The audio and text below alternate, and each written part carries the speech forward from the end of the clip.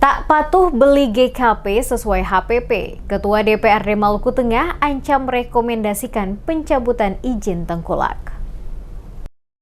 DPRD Kabupaten Maluku Tengah Herimen Karhaurisa mengeluarkan peringatan keras kepada para tengkulak atau pedagang perantara gabah yang tidak mematuhi harga pembelian pemerintah atau HPP gabah kering panen GKP sebesar Rp6.500 per kilogram. Ancaman pencabutan izin usaha tersebut disampaikan menyusul masih ditemukannya praktek pembelian gabah petani di bawah harga yang telah ditetapkan pemerintah, khususnya di wilayah Seram Utara Timur Kobi.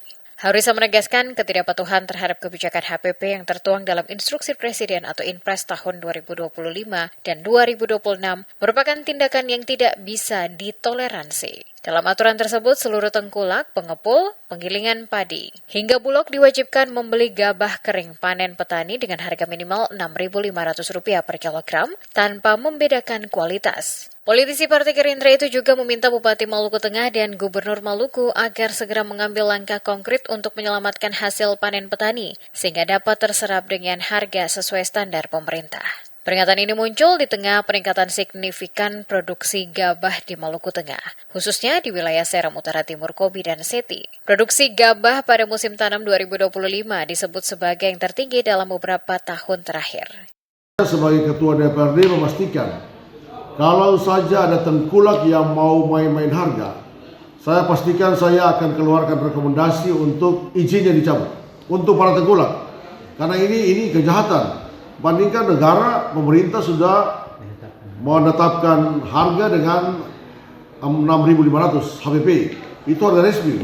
Kok mereka ini sengaja main-main harga untuk diturunkan dari HPP? Kan kita sudah tahu bahwa tengkulak ini dia beli dengan harga murah, dia produksi keluar.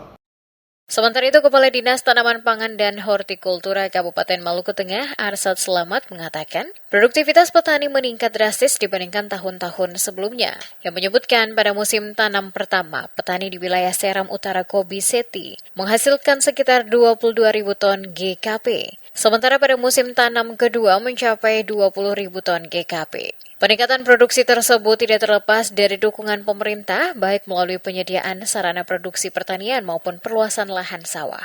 Selain itu, adanya jaminan harga melalui kebijakan HPP turut mendorong semangat petani untuk meningkatkan produksi. Namun demikian, realitas di lapangan dinilai belum sepenuhnya berpihak kepada petani. Arsad mengungkapkan, penyerapan gabah oleh bulog masih sangat terbatas. Sementara tengkulak justru menawarkan harga jauh di bawah HPP.